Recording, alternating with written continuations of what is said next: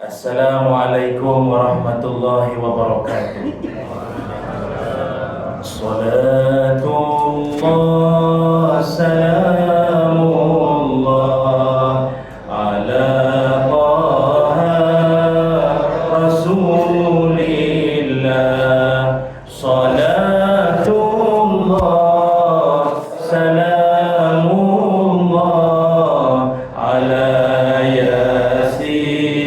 Habibillah. Salatullah salamullah ala Yasin Habibillah. Salatullah salamullah ala Taha Rasulillah. Salatullah salamullah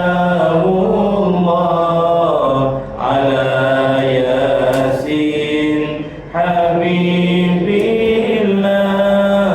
Salatullah salamullah ala Yasin Habibillah. Ala Yasin Habibillah. Ala Yasin Habibillah. Bismillahirrahmanirrahim. Alhamdulillahirabbil alamin. Wassalatu wassalamu ala Rasulillah wa ala alihi wa sahbihi ajma'in. Qala rabbi shrah li sadri wa yassir li amri wahlul 'uqdatam min lisani yafqahu qawli. Allahumma iftah lana qulubana fi talabil ilmi warzuqna ikhlasu fihi wal 'amalu bihi wan nashru bihi hatta ya'tiyana al yaqin. Amin ya rabbal alamin. Amma ba'du. Alhamdulillah, syukur dan puji dipanjatkan kehadrat Allah Subhanahu wa taala. Dengan izin, ketentuan dan kasih sayang Allah, dapatlah sama-sama kita bertemu pada kesempatan malam yang berbahagia ini. Terima kasih saya ucapkan buat seluruh ahli jawatan kuasa Surau Ar-Ridwan Puchong Permai, Tuan Imam, pengurusi dan semua yang hadir pada malam ini. Didoakan moga-moga semuanya mendapat keberkatan, umur yang panjang, sihat tubuh badan, diberikan keluasan rezeki. Amin ya rabbal alamin. Syukur kepada Allah, malam ini saya kira mungkin ini pertemuan kali kedua lah kot saya sampai ke sini ya. Dan mungkin ramai dah lupa lah, maklum dah kena Covid, banyak yang lupa, kelalen ya. Jadi syukurlah pada Allah, malam ini dapat kita dipertemukan sekali lagi dengan izin Allah Subhanahu wa taala. Dan saya dipahamkan untuk penceramah ada jamuan, jadi saya tak berhajatlah ceramah panjang sangat. Jadi paling pantas dan cepat pun kita berhenti jam 10.30. Inna lillahi wa inna ilaihi raji'un. Muslimin muslimat yang dirahmati Allah sekalian, malam ini tajuk kita iaitu berkaitan tentang Rasulullah sallallahu alaihi wasallam, contoh sepanjang zaman. Semua kita sedia maklum bahawa kelahiran atau kebangkitan Nabi Muhammad sallallahu alaihi wasallam ini bukanlah kisah yang baru disebut-sebut oleh sahabat-sahabat Nabi ke orang-orang Yahudi yang beramai-ramai pergi ke Madinah sebab nak menantikan Nabi akhir zaman. Tetapi yang telah pun menyebut-nyebut tentang Nabi akhir zaman ini sejak daripada Nabi dulu-dulu lagi. Nabi keseluruhannya berapa ramai? Pernah ada sahabat Nabi Abu Zar Al-Ghifari radhiyallahu an bertanya kepada Nabi sallallahu alaihi wasallam, "Ya Rasulullah, kam wafa'adatul anbiya?" Ya Rasul, Nabi semuanya berapa ramai? Dalam ni ada ruang lagi tuan-tuan ya. Kalau dapat masuk ruang dalam lagi okeylah, lagi bagus. Ya, kalau boleh lagi dekat, lagi seronok. Okey. Sahabat Nabi pernah bertanya ya, semua sekali berapa ramai? Muslimat mai depan. Depan situ ya, jangan sini mah. Saya tahu lah fanatik pun, tapi jangan over sangat. Jumlah. Oh, kalau ada beratur lah. Bagi lalu sianya. Okey. Apa tu, mana tadi dah? Muslimat kita lupa. Jumlah keseluruhan para nabi itu berapa ramai? Kata Nabi sallallahu alaihi wasallam, nabi semuanya adalah mi'atu alaf wa arba'atu wa ashrun. Semua keseluruhan para nabi adalah sejumlah 124,000 orang. Ada dalam kalangan nabi dan rasul itu yang kamu kenal, pernah dengar nama. Sebagai contoh, 25 rasul yang kita sering sebut-sebutkan, nasyidkan. Ada nabi-nabi yang dia nabi, ada juga dia rasul, tapi kamu pun tak pernah dengar nama dia. Sekali-sekala dengar Syam'un Al-Ghazi, atau Mak Saleh panggil Samson, itu nama nabi. Contoh nabi apa lagi? Nabi Uzair. Contoh banyak-banyak, Nabi Daniel, Nabi terlalu ramai lah, Nabi Syed, iaitu Nabi antara generasi awal anak-anak Nabi Adam. Itu semua nama-nama Nabi belaka semua tu. Jarang-jarang kita dengar. Nabi ramai. Tapi daripada keseluruhan Nabi dan Rasul, ada 5 Rasul elit atau disebut sebagai Ulul Azmi, iaitu Nabi yang paling banyak sekali diuji dalam hidup. Dan daripada 5 itu, seorang yang paling champion. Dengan penuh rasa kesyukuran dan bangga kita sebagai umat, Nabi yang seorang ketua seluruh Nabi-Nabi itu adalah Nabi Muhammad sallallahu alaihi wasallam. Dan kehebatan, kemuliaan, keriangan alam akan kehadiran Nabi telah pun disebut oleh Nabi-Nabi sebelum. Nabi Ibrahim pernah sebut, Nabi Ibrahim siap berdoa lagi bahawa nanti di sisi Kaabah ini akan lahir seorang Nabi. Mana ada Nabi kebanyakan lahir sekitar Palestin, tapi Nabi one and the only yang lahir di berhampiran Baitullah Kaabah, satu-satunya Nabi Muhammad sallallahu alaihi wasallam. Itu Nabi Ibrahim pernah doa pada Allah. Selain Nabi Ibrahim, Nabi Isa alaihi salam, sampai Allah rakamkan dalam Quran bahawa ni cakap Nabi Isa ni, Nabi Isa pernah cakap, kata baginda, wa mubasysyiran bi rasulin ya'ti min ba'di ismuhu Ahmad. Berita gembira buat kalian semua, orang Arab ke tak Arab sekalipun, bahawa selepas aku, Nabi Isa, akan lahir seorang Nabi bernama Ilyas, elok, Ahmad, ya, Muhammad sallallahu alaihi wasallam. Maknanya Nabi Isa dah bagi tahu. Artinya Ahmad, Muhammad itu bukanlah idea daripada moyang ataupun nenek ataupun atuk datuk kepada Nabi Muhammad sallallahu alaihi wasallam, Abdul Muttalib, tapi nama Nabi itu ilham dari Allah yang telah lalu di mulut-mulut nabi-nabi dulu. Itu hebat mulia Nabi kita. Maka kita penuh rasa bangganya Nabi tersebut, Rasulullah sallallahu alaihi wasallam, adalah merupakan Nabi kita sepanjang zaman. Dan dalam masa yang sama, kita juga nak sebutkan bahawa Nabi ini dalam banyak-banyak sifat yang ada pada baginda, ada 2 keajaiban lah, atau budak-budak sekarang kata rare ya, barang payah dapat. Maknanya Nabi ni paling dalam banyak-banyak tu ada 2 benda yang agak ganjil. Kalau kata pelik tak sesuai, agak ganjil bagi Nabi 2 perkara. Apa dia? Pertama, ganjil sebab Nabi itu manusia juga, cuma Nabi ni manusia luar biasa. Nabi ni yang ganjil pada baginda adalah, pertama, dia punya sifat penyayang luar biasa. Orang kalau dia sayang pun kadang-kadang dia dahulukan dia dulu. Tapi Nabi ni ganjilnya adalah, walaupun dia orang sayang kat diri sendiri, tapi dia boleh dahulukan orang lain. Itu yang istimewa.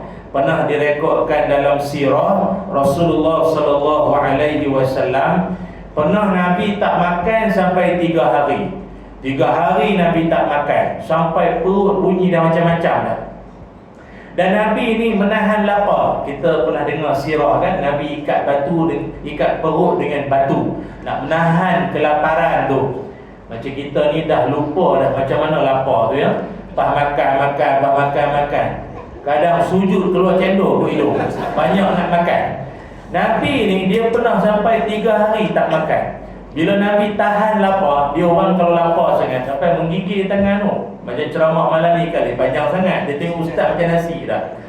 Jadi Nabi dia tahan kelaparan sampai mengalir air mata, tahan lapar, tahan kelaparan. Sebab Nabi kan manusia bukannya malaikat. Makan, minum, tidur, rehat, penat, sedih, Nabi ada juga perasaan tu.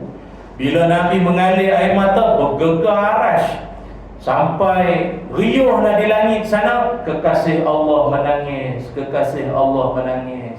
Maka Allah titahkan malaikatnya, malaikat, kau turun tanya aku punya kekasih tu apa dia mau.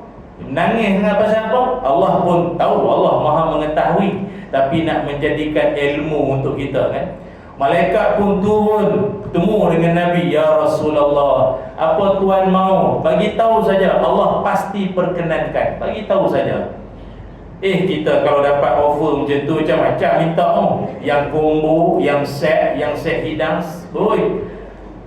Nabi, apakah jawapan yang keluar di mulut Nabi? Tengok Nabi punya penyayang. Nabi kita sallallahu alaihi wasallam menjawab dalam keadaan menahan lapar, dalam keadaan yang begitu lesu. Nabi boleh mengatakan kepada malaikat, jangan biarkan umatku lapar. Jangan biarkan umatku lapar. Maknanya biar aku lapar, aku seorang je lah. Janganlah sampai ke umat aku lapar. Hebat tu. Orang biasa, kalau dia sakit, dia lapar, mesti dia dahulukan dia dulu, potong queue-nya. Macam dalam dunia ni dia paling lapar, dia tak peduli dah. Tapi Nabi nak ajar kita bahawa ini saya kata ganjil. Kalau ikutkan Nabi, berhak tak untuk minta macam-macam? Minta je lah. Gunung itu Allah boleh tukar jadi emas untuk Nabi. Nabi tak mau tu semua. Nabi siap ingat pada kita. Padahal Nabi pernah jumpa kita? Tak pernah. Tapi Nabi dah doakan dah untuk kita. Itu pertama. Kedua, Nabi ini dia punya ganjil, punya penyayang adalah kecintaan dia kepada kita ini. Itu yang pelik. Biasa kita kalau sayangkan siapa-siapa, orang itu biasanya siapa? Orang yang pernah kita jumpa, orang yang banyak berkhidmat dalam hidup kita, orang yang paling banyak berjasa berkorban untuk kita. Maka sayugialah kita sayangkan dia. Pernah bukan setakat bertemu, hidup dengan dia, berjuang ke apa, serumah sebumbung, mak ayah kita kan, guru-guru kita kan, sangguplah hari itu cuti belaka, dia sanggup mari juga sekolah ajar anak-anak murid dah. Kita sayang lalu di situ. Okeylah pernah bertentang mata, bersua muka. Tapi Nabi SAW satu hari, Nabi dan para sahabat berada di kawasan perkuburan Baqi'. Perkuburan Baqi' ni di mana? Tuan-tuan dah pernah pergi umrah, pergi haji, pergi ziarah, pergi Madinah, kompleks Masjid Nabawi itu, kubah hijau tu kurang lebih 200 ke 300 meter. Macam itulah perkuburan itu. Masa Nabi dan sahabat duduk di situ, Nabi mengungkapkan satu kata-kata yang agak ganjil. Nabi kata, waditu anni laqaitu ikhwani. Nabi kata, aku rindu kepada saudara-saudaraku.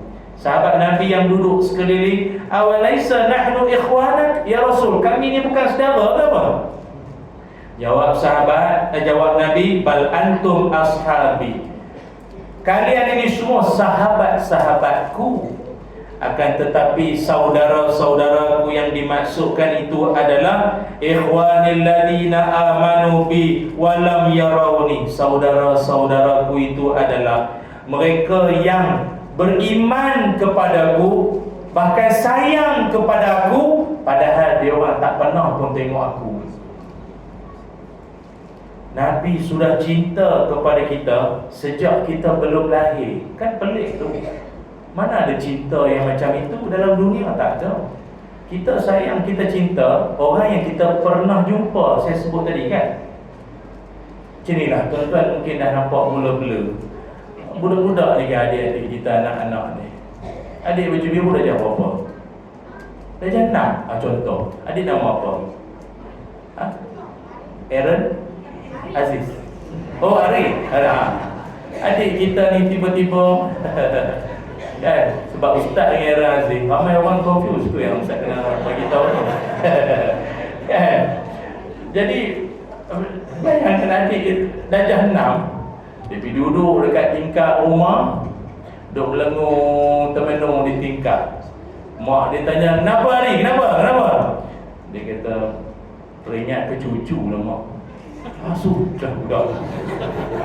Sudah masuk air dah budak ni. Teringat ke cucu ni. Aduh, kau baru dah jam 6, spender pun mak beli. Cucu celah mana? Betul tak? Betul tak? Kalau benda tu berlaku dekat kita, memang pelik cinta, rindu pada orang yang belum lahir, itu pelik. Tapi ini tak pelik bagi Nabi Muhammad SAW. Jadi janganlah biarkan cinta Nabi itu tak berbalas. Biarlah cinta Nabi berbalas. Nabi dah cinta kita, so balaslah cinta Nabi. Macam mana membalas cinta Nabi? Ada orang dia mengamalkan sunnah, ada orang dia suka bersedekah, ada orang hidupkan solat berjamaah, ada orang rajin hadir majlis ilmu. Tak kiralah yang datang ceramah ini Ustaz TV ke, CCTV ke, memang macam ni lah tiap-tiap malam yang saya dengar lah. Betul ke? Oh, betul. Betul lah. Muslimin muslimat sekalian. Jadi oleh kerana itu malam ini saya akan kongsikan kepada muslimin muslimat sekalian, apakah di antara tanda-tanda ataupun contoh-contoh yang ada pada akhlak Nabi sallallahu alaihi wasallam yang pastinya takkan pernah berpenghujung.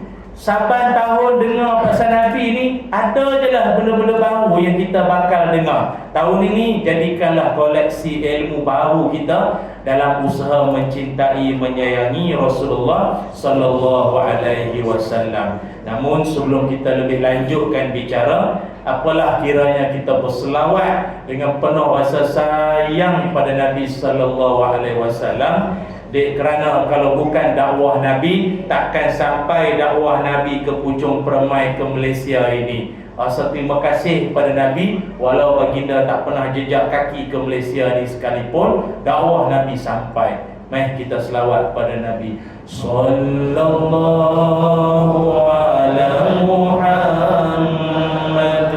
sallallahu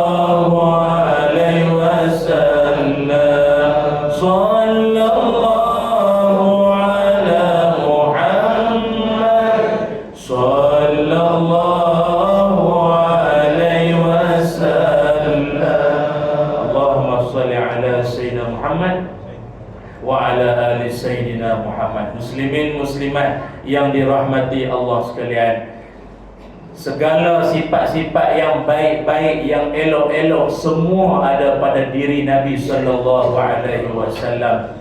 Laqad kana lakum fi Rasulillahi uswatun hasanah.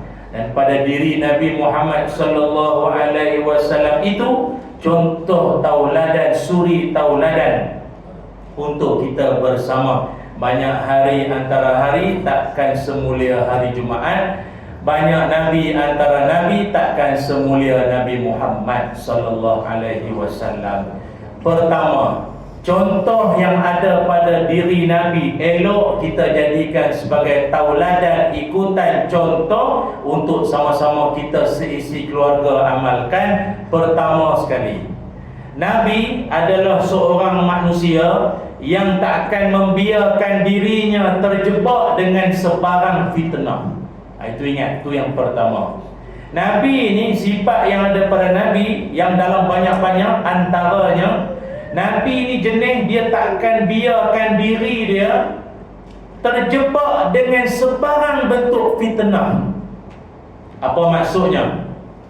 Nabi ini orang yang jenis jaga maruah, jaga nama baik diri dan keturunan dan keluarga, nama baik, apatah lagi agama. Itu Nabi sifatnya.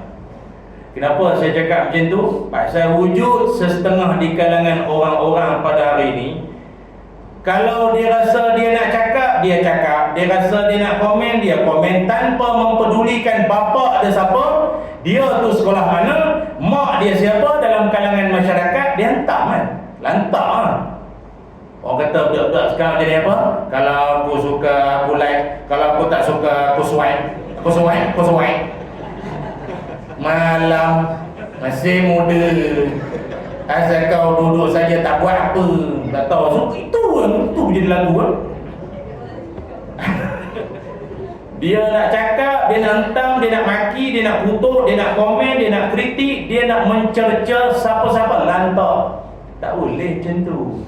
Nabi ni setiap kalam, bicara, perbuatan, tindakan, Nabi sangat cermat sebab dia tahu tersalah langkah sepanjang zaman orang sebut Nabi pun buat.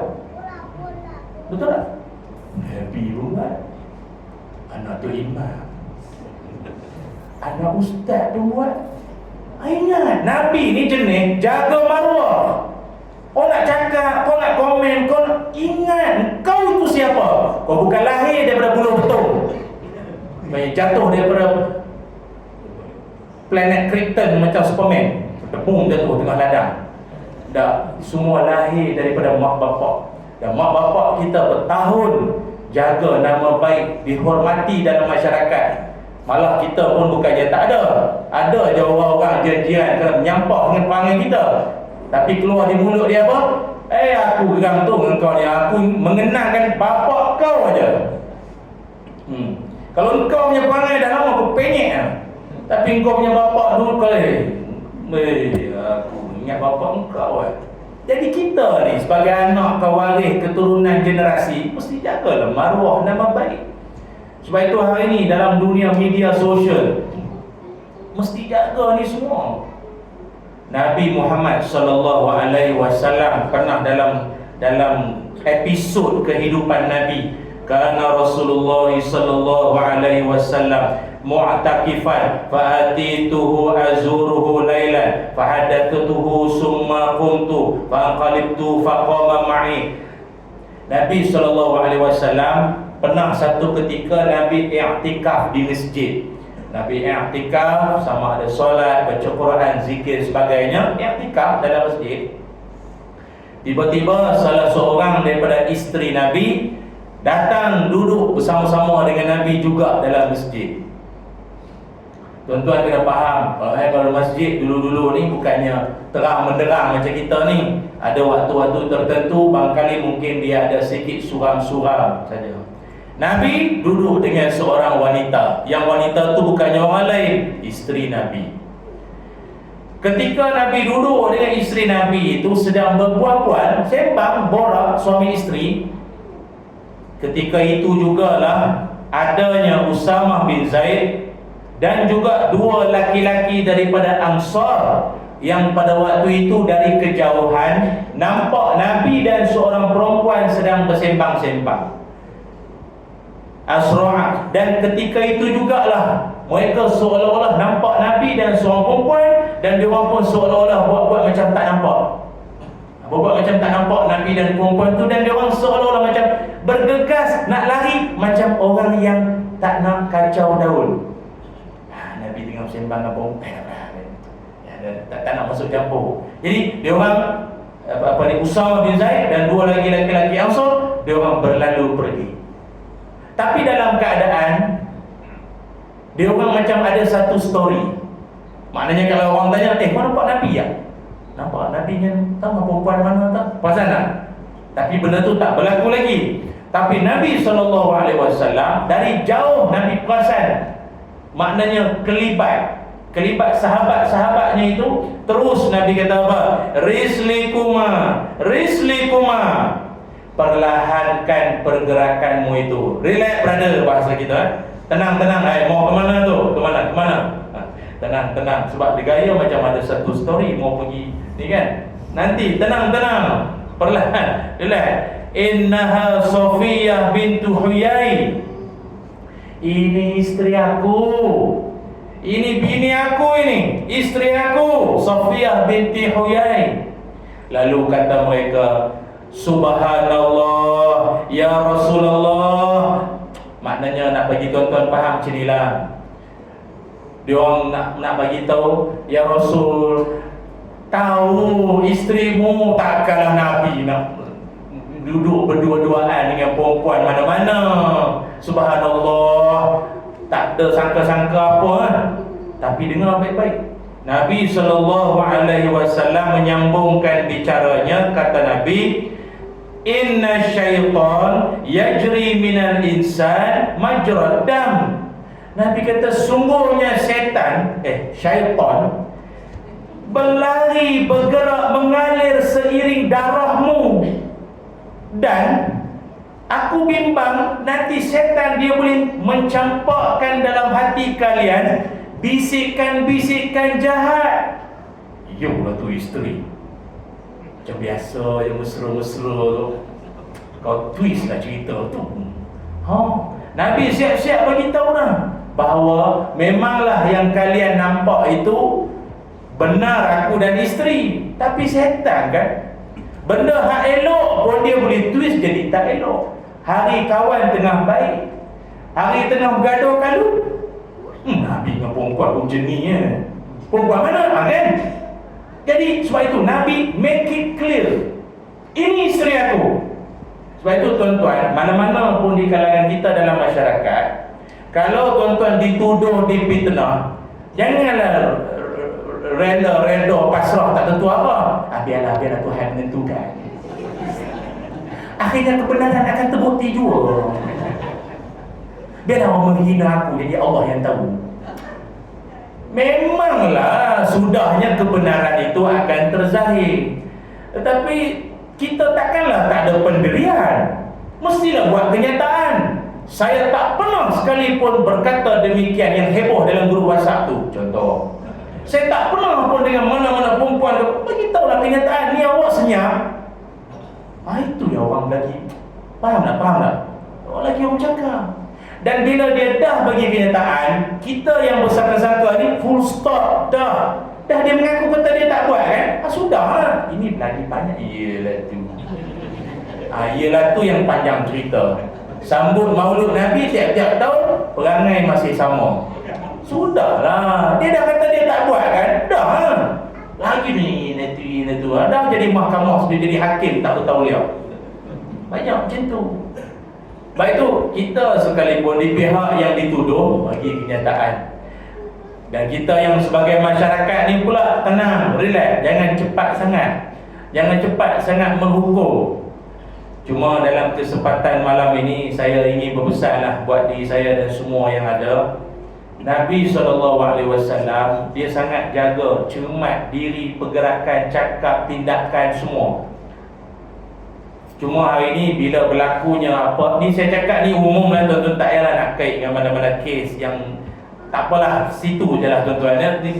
Sendiri mau ingatlah untuk diri sendiri. Hari ni barangkali kita mengata ke orang, esok lusa kita tak tahu. Hidup kita bagaikan roda tu je.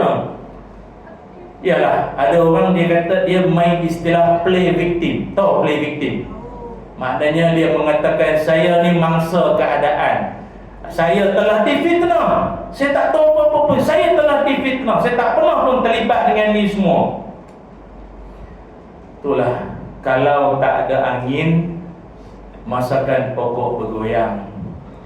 Kalau tak ada api, masakan boleh adanya asap. Atau bak kata orang putih, how come the smoke without fire? Tak faham tak betul dia translate je pun lah. Jadi oleh kerana itu, kita dalam hidup bermasyarakat lah khususnya, mesti pandai-pandailah jaga diri. Ingat, setiap apa yang kita nak buat, fikir panjang-panjang macam Nabi. Sebab di kemudian hari dia akan jadi bahan bualan orang yang takkan pernah berkesudahan, walaupun kau dah minta maaf air mata darah sekalipun. Masyarakat kan, sampai satu masa kau ingat tak dulu dia, tapi dia dah taubat memang tapi kan dulu dia pernah. Tengok. Jadi kalau boleh lah, maknanya jangan sampai terjebak sebarang fitnah. Tak apalah, saya nampak tuan-tuan lagi tak faham. Tengok saya bagi contoh macam ni lah. Tak kira lah pemimpin di peringkat apa sekalipun, tak payahlah duk sibuk sangat menunjuk-nunjukkan kekayaan. Walaupun awak tu memang kaya sekalipun, faham tak? Ini semua akan menimbulkan fitnah. Kan, makan daging harga 10,000, ibu-ibu dalam Facebook, selamat Hari Raya.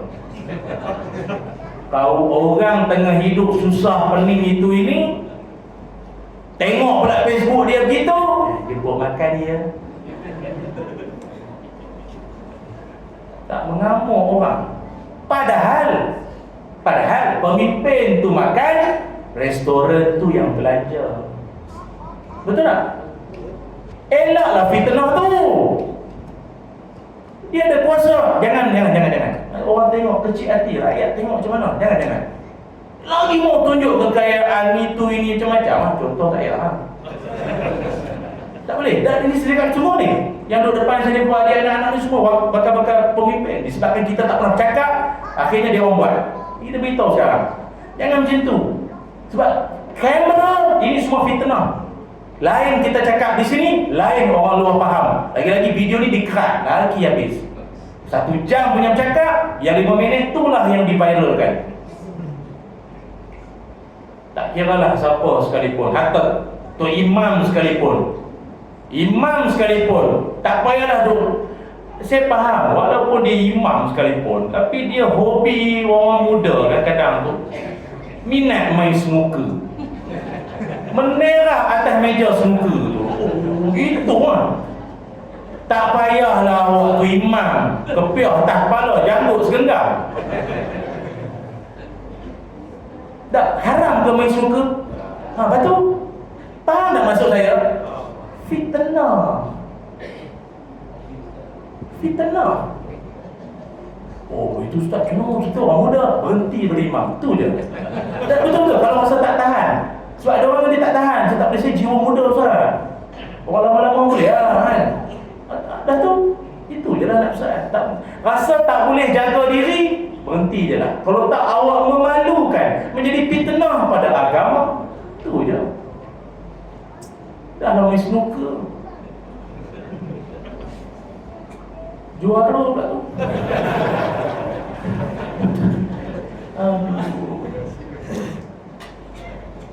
Tok Bilal sekalipun, Tok Bilal, mari semua kena, jangan risau. Tok Bilal sekalipun tak payahlah masuk pertandingan karaoke. Walaupun seorang kau tu memang sedap sekalipun, tak payahlah. Saya cakap pertandingan. Kalau setakat karaoke kampung, taman, kenduri, syok-syok buat hilang ngantuk tu, kawan pasang kemah letih menghibur, tak apalah. Sekali-sekala sonok-sonok agak sumbang cabut je plug tu. Senyap dah dia. Ini siap masuk pertandingan tu. Dah naik juara. Naik juara. Aduh. Juara biasalah tuan rumah. Aduh. Walaupun suara tu sedap, ini kan fitnah. Fitnah. Jadi imam bagus dah, bacaan merdu. Jogging pagi, slow pendek. Kita lalu lepas minum teh tarik, nampak tak imam tu jogging? Slow pendek. Ay, macam nak kotor subuh tadi. Macam tak sah di subuh tadi. Macam mana tu? Betul tak? Kan fitnah. Fitnah lah tu. Sebab tu adik-adik ni belajar-belajar sekolah agama ni kan, sekolah-sekolah agama, kopi, asropan, habis Quran, tudung lagu.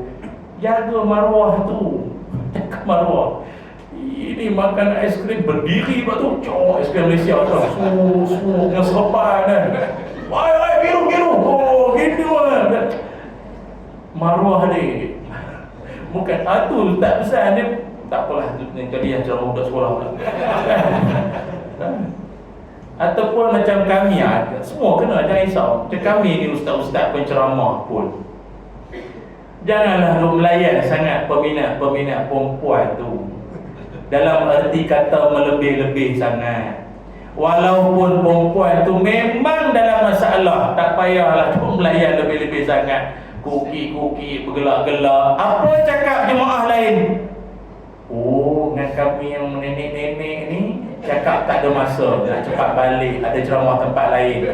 Oh, anak-anak dara tu datang bergelak-gelak, siap cakap tak apa, saya ada 5 minit lagi. Oh, kan fitnah. Itu saja pesanan mesra. Kalau mari tu tak ada gih, apa hukum? Haram, semua haram. Oh, kalau nenek tanya semua haram. Mari anak dara, oh halal ya, semuanya syurga. Sebab itu saya bercakap untuk diri saya jugalah. Kadang-kadang kami ustaz-ustaz ni pun tak terlepas juga ujian-ujian wanita, perempuan. Sebab itu yang ada dalam majlis ni, janganlah cepat sangat menunding pada anak orang, pada siapa-siapa pula. Apa ustaz? Kawallah nafsu. Perempuan pun kalah.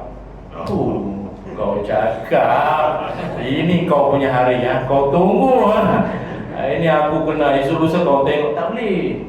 Dengar anak orang ditangkap khaluat. Apa bapak tak pandai jaga anak? Jangan cakap anak orang lambat laun. Itu kita takut tu. Na'udzubillah lah. Tapi mulut tu jangan laju sangat mengata anak orang. Harap dia sekolah agama menghafal Quran, habisnya bini orang, lelaki orang ditolkang semua. Lain-lain kali dituduhnya bapak tak pandai ajar anak. Mana ada dalam dunia ni bapak bercita-cita anak jadi jahat. Syukur ustaz, anak saya 6 orang, 5 universiti pesantren pondok belaka. Yang ke-6 ni saya nak jadi penyamun pun okey kot. Tak pun jadi GRO menarik tiang dalam disko. Saya ingat okey lah, seorang tu bagi dia wakil lah. Kalau semua syurga siapa nak neraka. Saya ingat bapak ni tu memang masuk air betul. Covid punya kuman naik otak tu saya ingat. Teruk mana ada. Semua bapak-bapak, walau bapak tu dulu motor punya geng pun, anak mesti dia nak jadi baik-baik semua. Tapi saya akuilah, zaman bukan mudah zaman sekarang. Sebab itu Nabi Muhammad sallallahu alaihi wasallam, Nabi pernah menyebutkan dalam cabaran kita mak bapak mendidik anak-anak, khususnya anak-anak perempuan zaman sekarang, Nabi bagi satu jaminan. Ayah-ayah dengar ni elok-elok. Kalau nak rakam masuk dalam guru WhatsApp, tolong viral, dengar. Nabi pernah berpesan, Nabi pernah menyebutkan, kata Nabi, man kana lahu salasa banatin fasabara alaihinna wa aqma'ahunna wa saqahunna wa kisahunna min jiddatihi kunna lahu hijaban minan nar. Nabi SAW menyebutkan, siapa-siapa yang ada anak perempuan 3 orang, maknanya anak dia 3 orang perempuan, 3 orang perempuan anak dia, ataupun lebih daripada 3, dan dia bagi makan anak perempuannya itu makan yang bagus-bagus, minum daripada sumber halal berkat, pakaian bagus-bagus semua, dan dia jaga anak perempuan dia elok-elok, maka dia akan menjadi penghalang daripada api neraka kepada bapa dia tu nanti. Bukan setakat itu, Nabi pernah menyebut dalam riwayat yang lain, Nabi kata siapa-siapa yang ada anak perempuan 2 orang atau lebih, ja'a yaumal qiyamah ana wa huwa kahataini adama asabi'ahu. Nabi kata siapa di kalangan bapa-bapa ni ada anak perempuan 2 orang atau lebih, dia boleh jaga anak perempuan dia walaupun ramai, 2 orang lebih kira ramai dah tu, sampailah anak-anak perempuan dia boleh jadi anak perempuan yang mukminah, perempuan solehah, perempuan baik-baik. Aku dan bapa dia dalam syurga ini macam dalam syurga. Jiran Nabi sebut macam ni, aku bapa dia macam ni dalam syurga. Apa maksud? Bukan senang nak didik anak perempuan, sebab bukan senang nak berada di sisi Nabi. Jadi siapa boleh didik anak perempuan, ayah-ayah, didik asuh anak perempuan elok-elok, maka jaminan Nabi, kau akan jadi jiran aku dalam syurga nanti. Memang benar cakap orang tua-tua dulu, bawa pinang dalam raga, bawa menjala si anak udang. Anak dara seorang susah nak jaga, lebih baik jaga kerbau sekandang. Memang jaga anak dara bukan mudah, fitnah sekeliling. Kita lah bapa-bapa khususnya ketua dalam keluarga main peranan. Anak laki-laki ni janganlah kecil hati. Perempuan je sebut tu tadi kami anak jantan. Anak laki-laki ni bukan tak ada fitnah, tak sebanyak, tak sesusah perempuan. Anak laki-laki ni paling-paling pun apalah sangat enak sekali makan berangan, buah berangan dari muka. Anak lelaki berlawan lengan, anak perempuan berlawan lidah. Anak laki-laki kan lengan je, dia tak puas hati, dia tumbuk, dia hempah, dia balik. Itu je laki-laki. Masuk bilik, hempah pintu, bawa ke bapa. Dia tak cakap banyak, dengan kekuatan dia, kudrat dia. Anak perempuan mana larat nak tumbuk semua. Mulut lidah, berlawan lidah dengan mak dia. Ayah suruh, Ismail, iya, aku penyek juga dah dia, aku cili juga.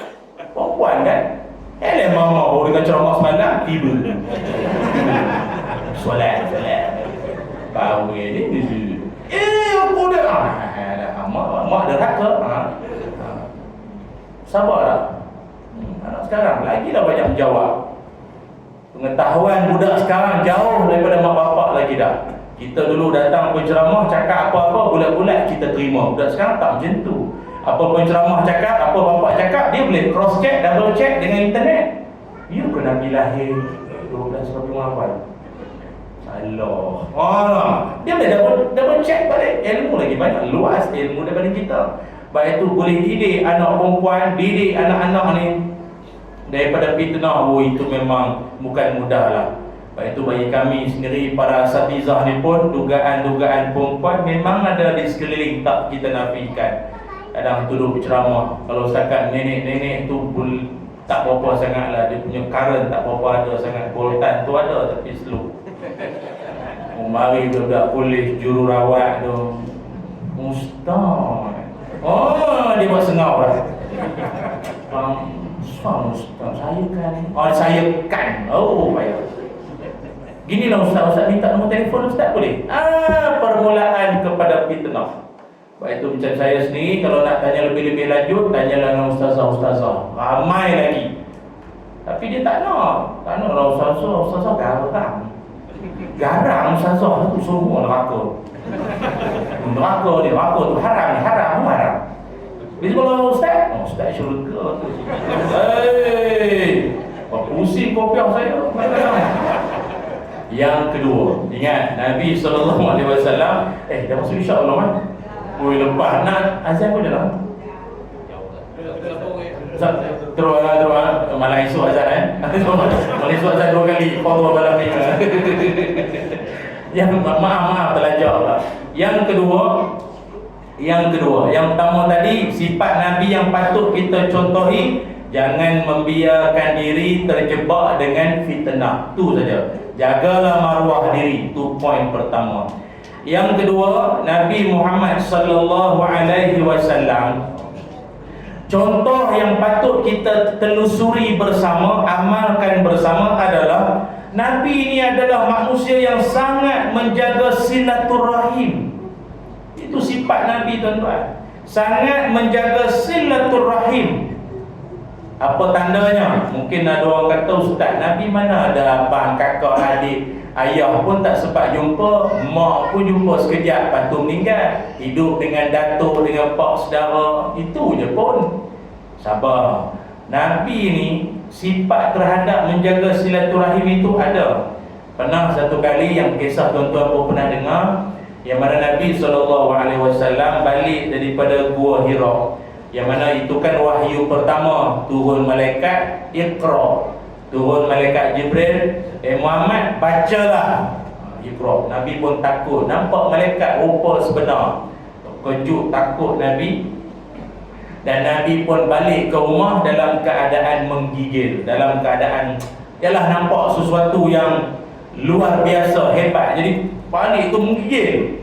Bila Nabi balik saja ke rumah, Sayyidatina Khadijah binti Khuwailid telah pun menyelimutkan Nabi. Dan Nabi menyebutkan apa? Zammiluni, zammiluni. Tu yang keluar ayat, ya ayyuhal muzammil. Hei orang-orang yang berselimut. Itu kan Siti Khadijah yang selimutkan Nabi. Jadi Nabi balik rumah, Siti Khadijah pun selimutkan Nabi. Itu sifat isteri yang bagus, isteri yang sangat memahami suami. Tak adanya Siti Khadijah sebelum Nabi ketakutan menggigil, tak ada pula jap. Wah, hari tak balik. Selimut kan? Tidur mana? Rumah janda mana tidur? Tak ada rumah lah. Menggigil-gigil, demam tak ada. Kalau kita kan kena step back macam tu. Jadi Nabi Siti Khadijah ni, dia fahamlah suami dia Nabi ikut. Tak ada. Dia tengok suami dia balik dengan macam tu. Okey, dia selimutkan tu. Selimut. Ketika selimutkan itu, Khadijah telah menyebutkan satu kata-kata yang sangat mendamai jiwa, menenangkan hati. Tak ada bunyi yang tu tak balik, kata orang tu. Tak berhenti dekat rumah minum teh tarik, ngetih orang tak boleh. Kalau macam tu, orang tua tu lagi sakit jiwa. Sebab itu sekarang ni banyak orang lelaki-lelaki dia malas nak duduk rumah, tu lah tu. Ada satu orang tokoh terkenal, pangkat Tan Sri, saya tak mau sebut, tuan-tuan semua kenal. Sejak-sejak dia pencet, dia kata, Ustaz, saya dulu masa berkhidmat di kementerian, saya sihat alhamdulillah, walafiat siap lagi. Tapi jak-jak pencet duduk di rumah ni, dah ceritanya pasal dia rajin datang masjid. Kita kata Tan Sri bagus lah, jadi orang kuat datang masjid. Saya pun kalau ikut tu tak adalah selalu sangat datang masjid ni. Tapi tu yang tak boleh sebut nama tu. Tapi sebab duduk rumah lama sangat, tak boleh Ustaz. Tak boleh. Saya duduk rumah, rumah ni tak boleh jadi. Start pada tu, saya tak tahu kesihatan saya merosot. Jantung, kencing manis pun dah mula ada, blood pressure pun naik. Tak boleh Ustaz, dulu kerja sihat. Jadi tak boleh lekat lama sangat. Orang tua-tua dulu pesan, sayang bini, tinggal kerana memang jangan tinggal terus. Tinggal berenggang sekejap, mari masjid duduk. Janganlah belangkas sangat. Bagilah jarak sikit, duduk rapat jangan pun gaduh nanti. Jauh-jauh sikit, ada rindu. Rindu tu yang mahal tu. Jadi tu dia kata, bila berenggang ni barulah kami yang okey balik. Ketika itulah Siti Khadijah kata, ini perkataan ni sangat elok ni tuan-tuan simpan. Kata Khadijah menenangkan suami dia. Dia kata apa? Kalla abshir fa wallahi la yajzikallahu abada. Kata Khadijah, demi Allah, isterinya bersumpah, Allah takkan sesekali mensia-siakanmu wahai suamiku Nabi Allah selama-lamanya. Artinya Nabi balik dalam ketakutan tu barangkali kebimbangannya kena bully ke puak-puak Quraisy ranking Nabi ke apa. Jadi Khadijah beritahu, maknanya seolah-olah don't worry, be happy, Tuhan sentiasa jagamu. Allah sentiasa jaga abang. Sebab apa Allah selalu jaga abang? Jaga suami, jaga Nabi. Sebab apa? Kata Khadijah, sebab abang ni jenisnya innaka latasilur rahim wa tasduqul hadis wa tahmilul kal wa taqritu dhaif wa ta'inu ala nawaibul haqq.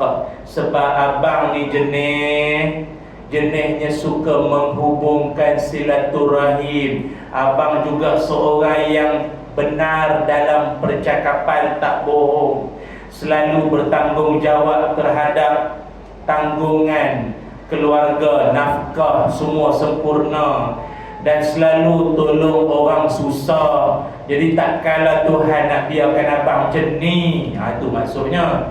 Salah satu yang kita nak quote, garis bawahkan apa, awal-awal Khadijah kata apa?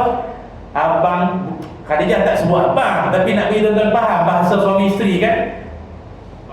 Ke tuan-tuan panggil apa isteri? Anja.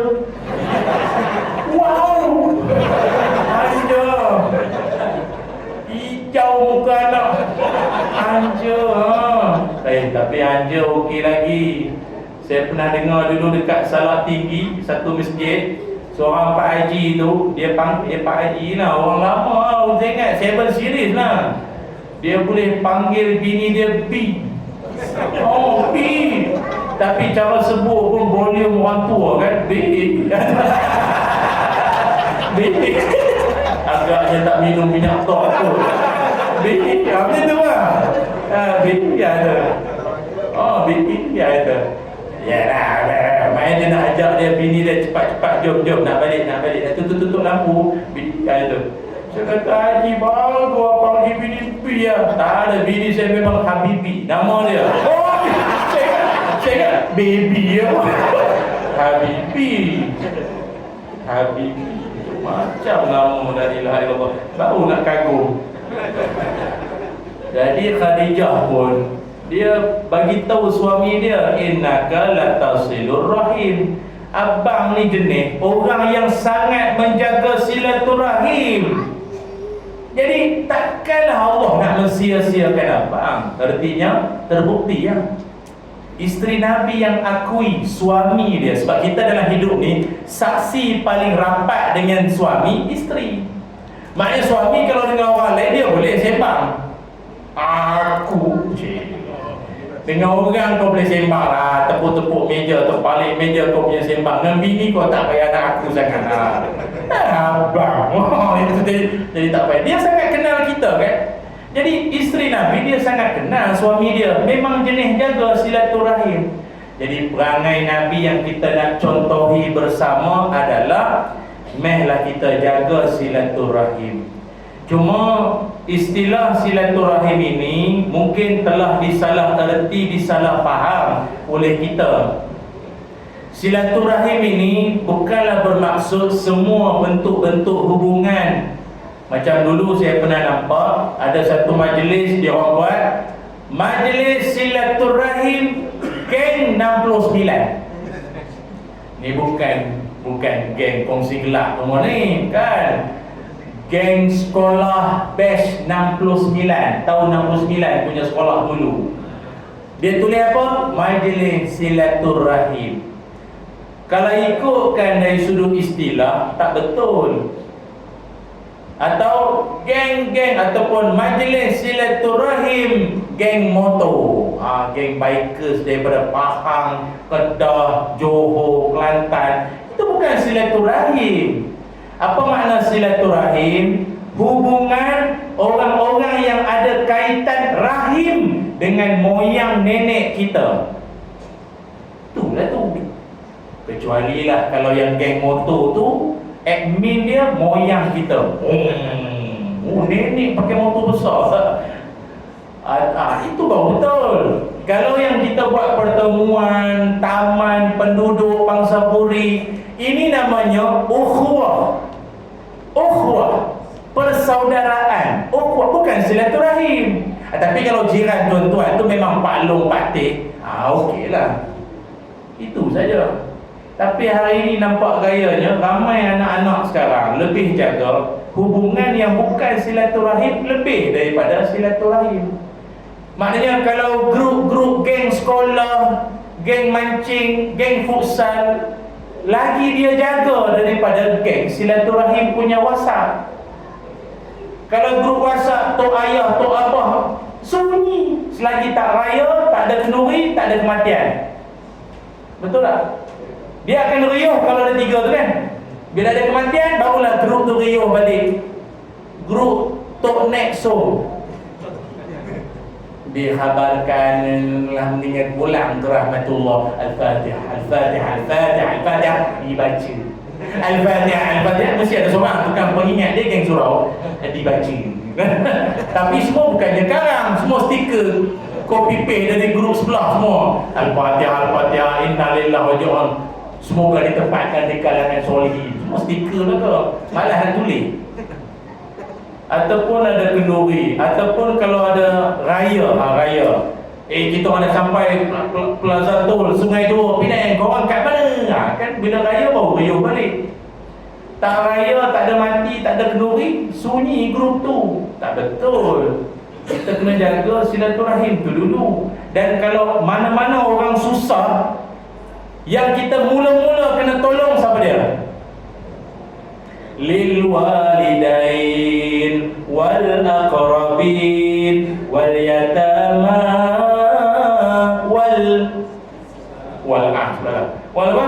wal masakin. Mak bapakmu dulu, tolong mak ayah dulu.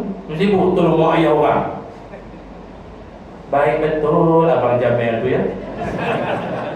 Baik ada makna kan? Oh, kau punya bapak kau tak tolong kan?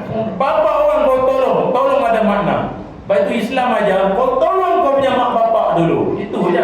Lepas mak bapak kau settle, wal aqrabin, kaum kerabat, pak saudara, mak saudara, pak teh, mak teh, mak long, mak cak, mak paman, bik, mbah lanang, mbah wedo, apa lagi.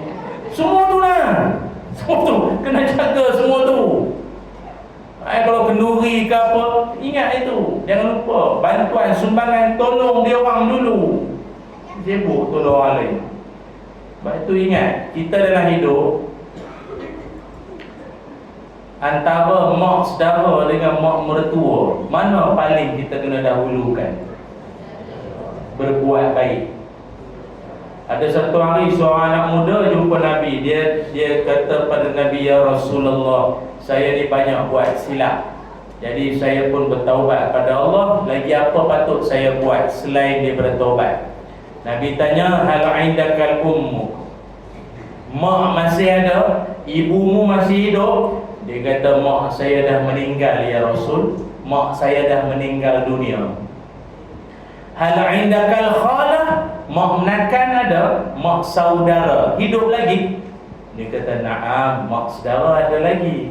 Fabirroha, pergilah engkau berbuat baik kepada mak saudara engkau itu. Mak long, mak teh, mak ngah. Pergi buat baik dengan dia. Apa sebab? Al-khalatu bimanzilati ummik. Mak saudara sama taraf dengan mak kandung. Hujah dia apa? Mak saudara sama ada kakak mak kita atau adik mak kita. Kalau dia dah meninggal, takkan ada pengganti. One and the only. Tu je lah. Tapi kalau mak mertua, bukan setakat boleh diganti, boleh ditambah. Iya, ya. Cara jawab tu macam berani tu. Macam berani ada insurans pun ni ya. Kena kan, sebab ramai meninggal sebab jawab benda tu. Saya tak berani jawab kan. Jadi oleh kerana itu ni anak-anak muda ada dalam majlis ni, kita berpesan dengan ingatan yang sama lah. Dalam balik kita pun sebagai mak bapak ni pun sama. Jangan renggang-renggangkan dia orang. Asal balik kampungnya sibuk cari sungai terjun. Balik kampung bawa dia orang, kenal siapa pak saudara dia orang tu dulu. Main handphone siang malam, tengok TikTok, WhatsApp guys, jangan lupa tekan beg kuning. Dia kuning dah budak tu. Ingatlah tu ya. Tu yang kedua. Yang ketiganya adalah contoh yang kita nak ikut ada pada Nabi SAW adalah sifat Nabi ni perangai yang patut kita kena teladani bersama ialah Nabi jenis tak menyusahkan orang. Nabi punya keazaman dalam hidup, Nabi takkan sesekali menyusahkan orang dalam kehidupan Nabi. Itu Nabi punya perangai. Kita pun nak ikut sama. Pernah satu hari diriwayatkan Nabi pernah mendapat satu report, satu laporan yang mana ada laporan sampai ke telinga Nabi, yang mana laporan itu mengatakan, ya Rasulullah, la akadu udrikus salah mimma yutawilu bina fulan. Ya Rasul, kami ini hampir tak khusyuk dalam sembahyang sebab tu imam panjang sangat. Lama tu imam tu baca. Panjang sangat tu imam tu baca. Kata Ibnu Mas'ud radhiyallahu an, "Fama ra'aitu Nabi sallallahu alaihi wasallam fi mau'izatin ashadda ghadaban min yauma izin." Aku selama khidmat dengan Nabi ni, tuan-tuan tahu kan, yang khidmat dengan Nabi paling close dengan Nabi, Ibnu Mas'ud, Anas bin Malik, Ibnu Abbas, Bilal bin Rabah, Huzaifah al-Yamani antaranya. Selama aku khidmat dengan Nabi, kata Ibnu Mas'ud, inilah pertama kali aku tengok Nabi punya merah telinga. Kalau dah merah telinga Nabi tu maksudnya apa? Maksudnya apa? Nabi marah, menahan marah. Sebab terima laporan ada tu imam baca panjang sangat sampai membebankan makmum. Akhirnya keluarlah di mulut Nabi sallallahu alaihi wasallam. Tahu tak Nabi pesan apa? Dengar ni. Nabi pesan apa? Ingatan yang sangat tegas untuk kita semua. Sebelum saya menyambung bicara dan apakah yang Nabi sebutkan itu untuk ingatan kita semua, saya nak wawarkan kita akan ada edaran tabung, yang mana tabung ini adalah untuk dana baik pulih surau kita. Mana tabung? Ada. Tolong golek-golek ke gerak-gerakkan tuan-tuan tabung tu, yang mana mainlah sama-sama kita menyumbang. Yang mana saya nak maklumkan juga di sini, surau ataupun musalla yang sedang kita berada ini, saya tengok, saya masuk, memang musalla yang sangat selesa. Siap kipas, siap aircon. Tapi ingat, semua kipas, lampu dan aircon yang ada ini dia pakai elektrik. Dan elektrik ini bukan bayar pakai doa.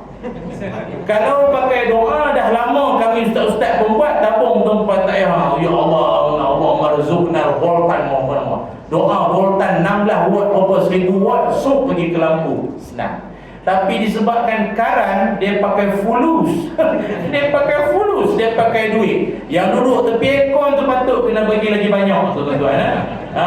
Yang tengah yang jauh kipas ni pun tak apalah sikit kan. Jadi kita menyumbang bukan untuk orang lain. Sumbangan tuan-tuan sebenarnya untuk kita juga. Dulu ingat saya ceramah dekat apa tu, masjid apa dekat Kelana Jaya tu. Dulu 2012, 2010, 2012 tu. Saya ceramah di satu masjid. Saya ceramah, dia aircon ni ada sampai satu masa dia ada bunyi. Krak kan. Dia ada mungkin rupanya hidup tapi gas tak ada kot. Tapi dah tambah gas pun masih lagi panas. Kalau kipas kan ada jenis kipas-kipas jenis wak kan. Kalau malam-malam lampu tutup, takut kita hantu raya mana pula ni dalam surau ni kan. Jadi saya pun memang rosak ke aircon ni, saya tegur lah. Lepas tu makcik-makcik muslimat tu je tahu kan, dia orang pun tak tahu lah ustaz. Second time saya datang, sejuk lah. Dah sejuk lah. Rupanya Ada seorang muslimat bagi tahu, ustaz ni, hajah ni, dia lah bagi sumbangan, bukannya repair, dia beli baru lah. Baru dia beli baru. Dan dia kata nanti dah lah dia beli baru, dia punya bayar elektrik tu sikit, dia tambah duit dia bulan-bulan. Gaji tak banyak pun, tapi dia bagilah sikit-sikit bulan-bulan. Lepas tu makcik tu dengan tersipu-sipu hajah tu lah, dia kata, tak ada ustaz, moga-moga kubur saya sejuk. Dia kata kubur saya sejuk, dia kata. Tapi itulah kan, kita manusia ni dalam cakap-cakap kita, macam tragedi Elmina tu ya, ataupun adik kita yang kemalangan keluarganya, sekeluarga hilang, meninggal dunia tu kan. Kami pergi dulu ya, kami pergi dulu ya. Rupanya memang itulah kalam terakhir. Ma, tolong jaga anak-anak saya ya, I love you ma. Macam dia tahu dah dia nak pergi. Lagi second time saya datang, tak apalah ceramah sampai sudah. Saya bukan perasan sangat jemaah mana satu ada tak ada. Tengah makan lah, tengah ngeteh tu, AJK beritahu, ustaz, ingat tak hajah yang hari tu meninggal lah, hajah yang bagi semangat aircon tu kan. Saya speechless lah, tak terkata, mengenangkan dia kata apa, moga kubur saya sejuk ustaz. Dan kita pun doa lah, moga kubur makcik tu memang sejuk pun hasil sumbangan dia. Dia bukan ustazah, dia bukan guru agama, tapi dia ada duit untuk nak bagi kemudahan pada surau. Tapi tuan-tuan janganlah takut pula, Kang sedekah aircon mati pula. Eloklah mati dalam sedekah kan, daripada mati dengan kedekut tak pernah bagi korang, tapau lagi makanan lebih-lebih pula tu. Buat malu korang, sedekah tak pergi langsung. Bukan sini, tempat lain. Tapi kalau sini pun apa salahnya kan? Jadi hidup janganlah menyusahkan orang. Sambung hadis tadi. Saya ni nak berhenti dah kot dah sikit lagi dah. Jadi akhirnya Nabi menyebutkan satu ingatan. Apa kata Nabi? Ayuhan nas, innakum munafirun, faman shalla bin nas falyukhaffif. Kata Nabi SAW, hei manusia semua, dengar elok-elok, dengar molek. Nabi kata, sesungguhnya kamu ini menyebabkan orang jauh dari agama. Apa maksud jauh dari agama? Perbuatan kamu ini menyebabkan orang rasa susahnya Islam ni. Nak kawan tu baru first time pula datang surau, bantai pula tu imam tu kahfi dia bagi. Surah kahfi satu rakaat. Tobat lahum. Tobat lahum tu jadinya. Kahfi taklah panjang. Kalau tuan-tuan yang rajin baca tanpa sangkut-sangkut, saya ingat sekitar 20 minit settle kahfi 110 ayat.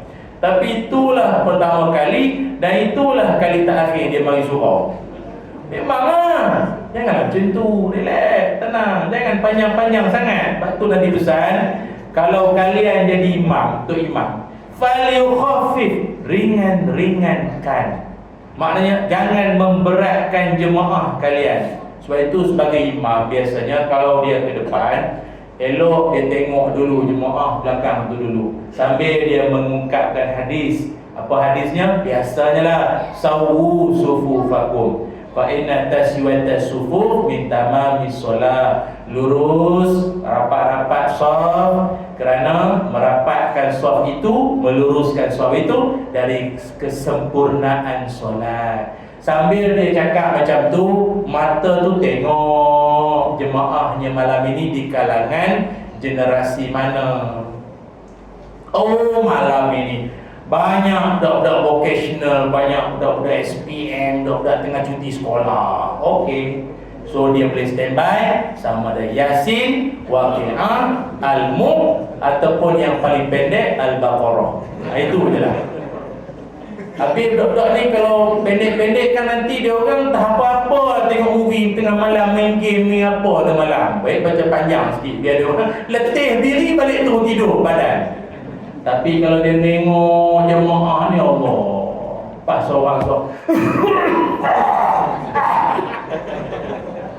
batu-batu pula, batu kejap menguap-nguap, menguap-nguap. Berdiri pun tak tegak tu macam tu.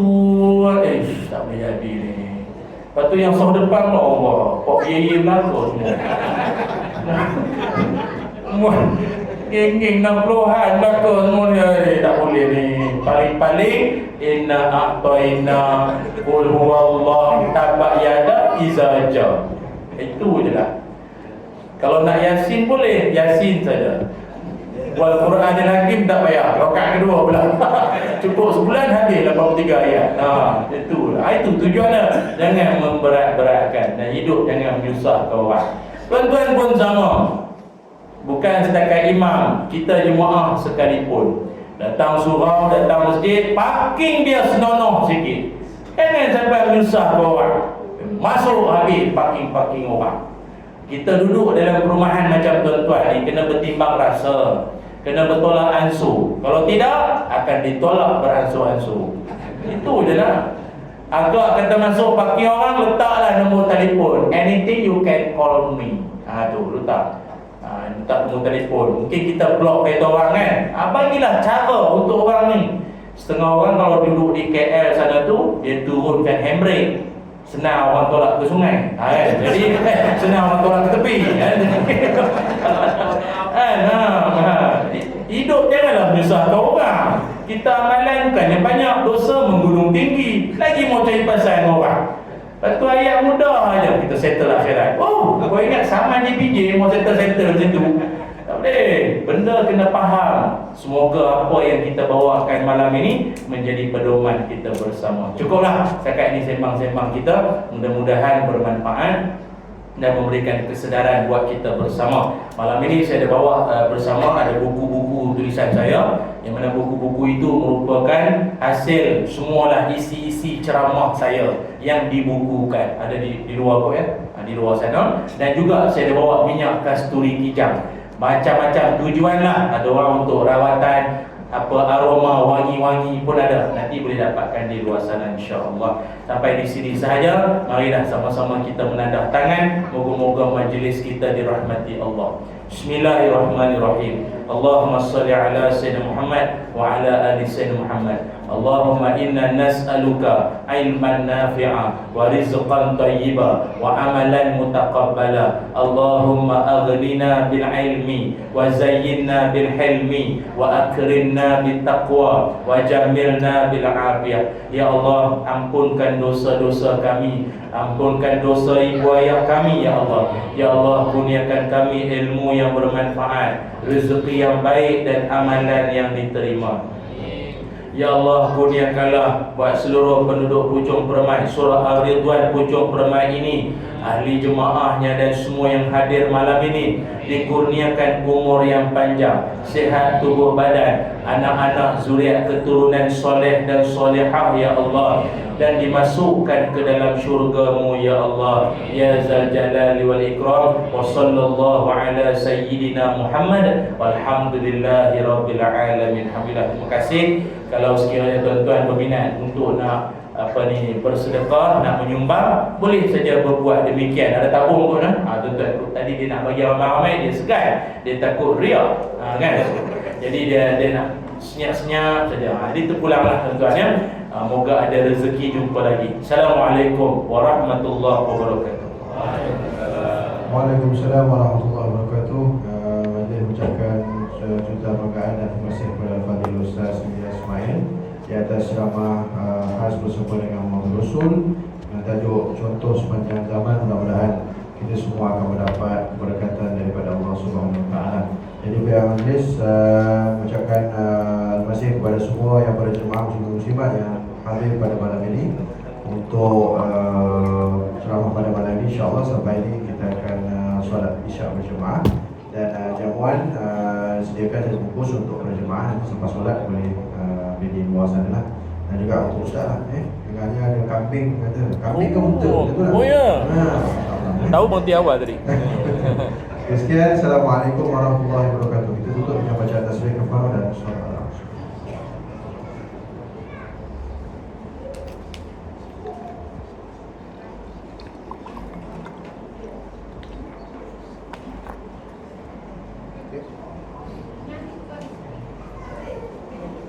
Sekian, Assalamualaikum warahmatullahi wabarakatuh.